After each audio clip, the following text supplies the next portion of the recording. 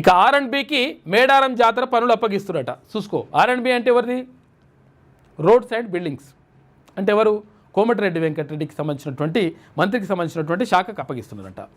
మరి ఎవరి ఆధ్వర్యంలో జరగాలి? మేడారం జాతర అంటే ఏంటిది? ఆధ్యాత్మిక కార్యక్రమం. ఆధ్యాత్మిక కార్యక్రమం అంటే ఏంటిది? గుళ్ళు గోపురాలు. ఈ గుళ్ళు గోపురాలు అంటే ఎవరి చేతిలో ఉంటాయి? దేవాదాయ శాఖ చేతిలో ఉంటాయి. దేవాదాయ శాఖ మంత్రి ఎవరు?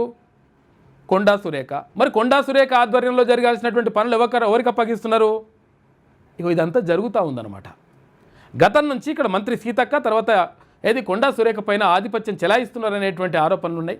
దీనిపైన చర్చ జరుగుతున్నటువంటి నేపథ్యంలో ఈ పనులను తీసుకుపోయి ఇంకొక మంత్రిత్వ శాఖకు అప్పగిస్తారట. మరి ఇప్పుడు ఇరిగేషన్ శాఖనో లేకపోతే ఇంకో శాఖనో తీసుకొచ్చేసి మరి ఇక్కడ పొన్నం ప్రభాకర్కో లేకపోతే కొండా సురేఖకో లేకపోతే మంత్రి సీతక్కకో ఏమంటిస్తారా? ఇయ్యరు. ఎందుకనంటే అది వేరే ఉంటుంది లెక్క. ఇట్లా జరుగుతూ ఉంది. ఇది రికార్డులు అప్పగించాలని దేవాదాయ శాఖకు ఆదేశం. చూసుకోగా దేవాదాయ శాఖ దగ్గర ఉన్న పనులు అంటే ఇక్కడ ఇరిగేషన్ శాఖ వాళ్ళు అదేది రోడ్లు భవనాల శాఖ వాళ్ళు చేస్తారట. రోడ్లు భవనాలు అయితే చక్కగా రాదు.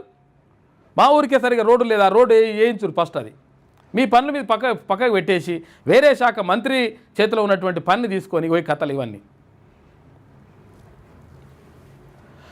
మేడారం జాతర పనులను రోడ్లు భవనాల శాఖకు అప్పగిస్తూ ప్రభుత్వం నిర్ణయం తీసుకుంది. దేవాదాయ శాఖకు ఈ పనులను పర్యవేక్షించే సాంకేతికత లేనందున మరి లేకపోతే పీకనిక మరి పెట్టుకోవాలి సాంకేతిక లేనప్పుడు.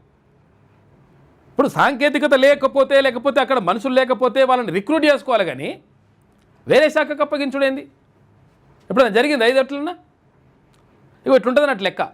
బీసీలు మంత్రులుగా ఉంటే బీసీలకు సంబంధించినటువంటి శాఖలు ఒక దురదృష్టకరమైన చిన్న శాఖలు ఇస్తే ఆ చిన్న శాఖల పనులు కూడా లేకపోతే చిన్న శాఖలకు సంబంధించినటువంటి అభివృద్ధి కార్యక్రమాలు కూడా వీళ్ళు చేసుకొని పోతారు అన్నట్టు లెక్క.